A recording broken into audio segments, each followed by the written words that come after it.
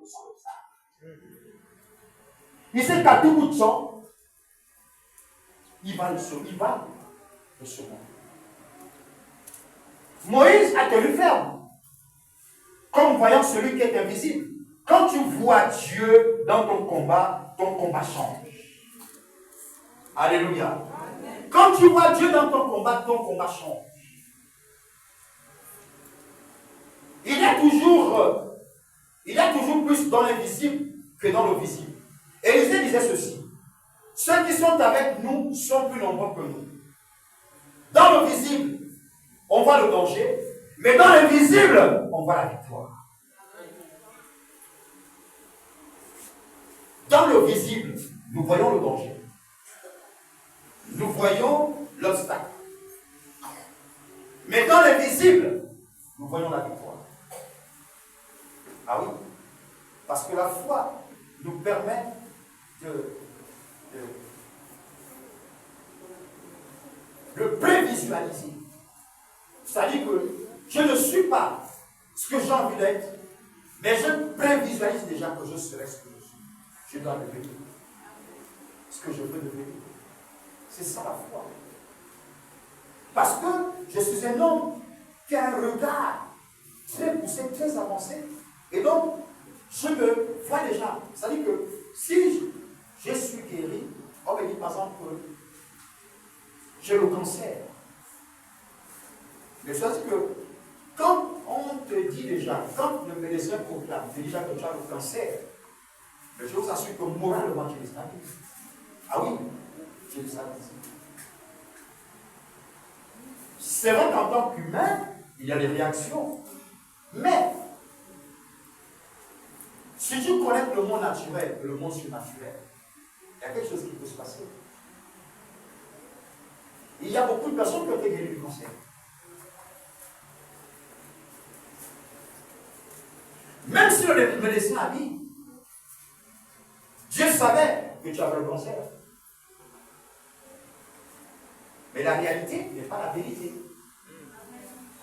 Dieu n'a pas dit son dernier mot. Dieu n'a pas dit son dernier mot. Le médecin a déclaré, mais le surnaturel de Dieu n'a pas encore dit son dernier mot. Et c'est ça, voir l'invisible. Il y a des maladies qu'on ne peut pas guérir, donc on peut seulement regarder l'évolution. Mais avec Dieu, tout est possible. Voir l'invisible, c'est accomplir l'impossible. L'homme de a dit c'est fini, phase terminale. Mais le surnaturel n'a pas encore éclaté. Et voilà pourquoi certains médecins ont été toujours stupéfaits, étonnés. La personne est déjà partie, on dit bon, repartez à la maison. Entourer le malade, qu'il aille en paix. Et plus tard, Dieu opère au miracle. La personne ne part pas le médecin, il n'en revient pas. Mais pourquoi? Parce que le surnaturel est descendu. Parce que l'équipe médicale du ciel est descendue. Les chirurgiens du ciel sont descendus. Les médecins externes, internes sont descendus. Les anges appropriés pour la guérison sont descendus.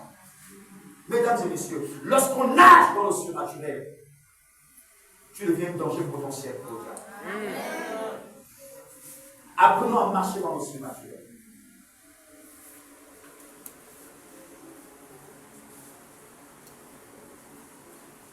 Dieu travaille souvent dans le silence invisible. Lorsque rien ne bouge dans le visible, c'est que Dieu travaille dans l'invisible.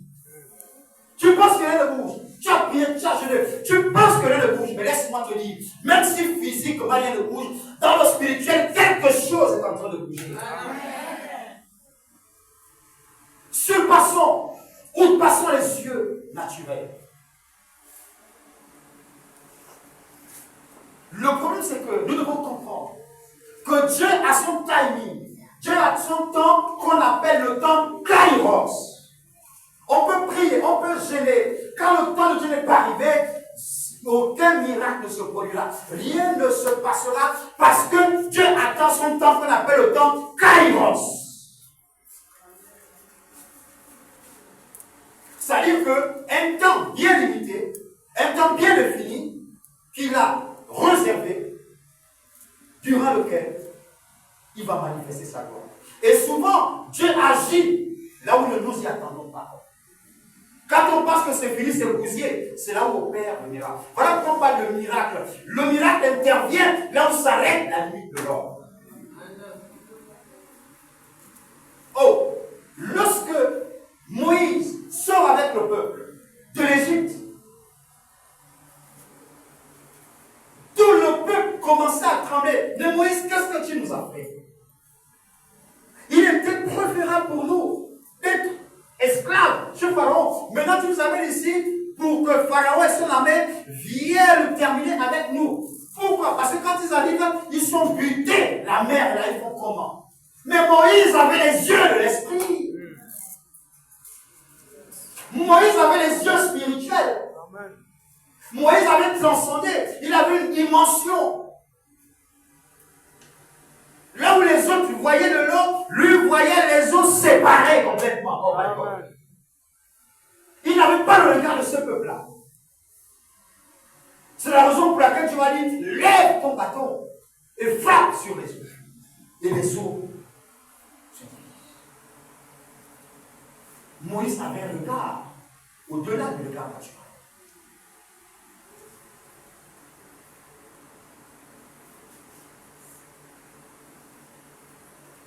Dieu travaille souvent dans le silence invisible. Lorsque rien ne bouge dans le visible, c'est que Dieu travaille dans l'invisible. Joseph avait eu des révélations qu'il serait élevé. Mais à un moment, il se retrouve en prison. Oh, pour lui, c'est fini. La vision qu'il avait eue était morte. Plus rien ne bougeait. Il se disait, mais c'est fini. Non seulement je pars de Canaan pour venir mourir dans un pays étranger, en prison, mais ce n'est pas possible. Pour lui, les visions que Dieu lui montrait quand il était plus jeune, c'était fini. Ces visions étaient mortes. Toutes les révélations qu'il avait au tiroir, pour lui, c'était fini. Mais il ne savait pas que dans l'invisible, des choses étaient en train de bouger. Et Dieu suscite. Dieu fait en sorte que Pharaon ait un songe qu'il n'arrive pas à interpréter. Et le monsieur, à qui Joseph avait interprété la vision, a dit non, mais il y a un jeune là-bas dans la prison. Et c'est de là que Joseph sort de la prison pour devenir premier ministre de l'Égypte. Mais pour lui, le rêve était déjà mort, parce que plus rien ne bougeait. Mais dans le monde spirituel, les choses étaient en train de bouger. J'aimerais te dire, si rien ne bouge pour l'instant sur ta vie, dans le monde surnaturel, les choses sont en train de bouger. Et foi, tu dois croire. Notre problème, c'est que nous sommes pressés de voir les choses bouger. Non! Il y a aussi le timing de Dieu. Parfois, il voit que pour toi, ce n'est pas encore propice, parce qu'il sait ce qui va arriver après. Il y a des choses parfois qui demandent, on dit non. Bon, ma fille, elle m'a demandé quelque chose. Bon, si je donne ça là, ça va lui faire du mal. J'attends qu'elle soit plus mature. Parce que quand je vais donner, elle pourra conserver ça. Amen. Et c'est comme ça que Dieu travaille. Dieu ne travaille pas n'importe comment. Dieu ne réagit pas parce que nous pleurons. Ah non. Vous savez, en Dieu, il n'y a pas. Ça dit que Dieu, tu peux faire la pitié là, Dieu ne regarde pas ça. Non. Lui, ce qu'il regarde, c'est son plan. Tu vas pleurer. 5 ans, tu vas pleurer. 10 ans, tu vas pleurer. Quand son time n'est pas arrivé, tu vas pleurer. Jusqu'à ce que son timing arrive. Ah, voilà pourquoi on dit que Dieu est bizarre. Ses pensées ne sont pas les nôtres. David était un fugitif. Et c'est vraiment important. C'est vraiment important de comprendre ça. Le point 3. Comment développer la capacité de voir l'invisible? Comment développer la capacité de voir l'invisible? Premièrement, il faut purifier les yeux intérieurs. Tu vois mal spirituellement lorsque tu es trop charnel. Lorsque tu es trop émotionnel. Lorsque tu es trop rationnel. Le naturel n'a pas besoin de la logique, mesdames et messieurs. Vous savez, à un moment, il faut éviter de toujours faire les calculs avec Dieu. Lorsque tu es toujours dans la logique, là, c'est dangereux. Parce que Dieu n'est pas dans la logique. Dieu n'est pas dans la logique. Jamais. Dieu surpasse la logique. C'est Dieu qui a créé l'homme plein de logique, mais il surpasse la logique. Vous comprenez? Donc, tu vois mal spirituellement lorsque tu es trop charnel. Lorsque tu es trop émotionnel. Lorsque tu es trop relationnel. Et rationnel, pardon. Et lorsque tu es blessé intérieurement. Jésus dit, si ton œil est en bon état, ton corps sera éclairé. Dans Matthieu 6, 20. Mesdames et messieurs, la pureté libère la vision. La pureté libère la vision. La pureté libère la vision. Comment développer la capacité de voir l'invisible? Deuxièmement, passer du regard naturel au regard prophétique. Passer du regard naturel au regard prophétique. Arrêtez de regarder les statistiques. Arrête de regarder ton passé. Arrête de regarder tout ce qui est autour de toi. Arrête de regarder ton salaire. Même si tu es payé à 50 000, avec le disponible, tu peux vaincre l'impossible. C'est juste une question d'organisation. Une question de sagesse. Vous savez, écoutez.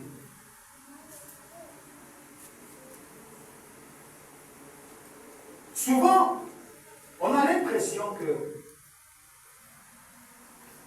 on a les esprits de non-accomplissement. On est maudit. Oh, mais je touche l'argent. Ça va vite et tout ça. Non, non, non. Quelquefois, ça n'a rien à y voir avec les puissances des ténèbres. Quelquefois, ça n'a rien à y voir avec les esprits de non-accomplissement. Quelquefois, c'est une question de manque de bonne gestion. Écoutez, lorsque le Salomon accède au pouvoir, Dieu va lui dire, demande tout ce que tu veux. Qu'est-ce que Salomon demande? Ah, la sagesse. Hein? Il n'a pas demandé la richesse. Hein? Parce qu'il savait que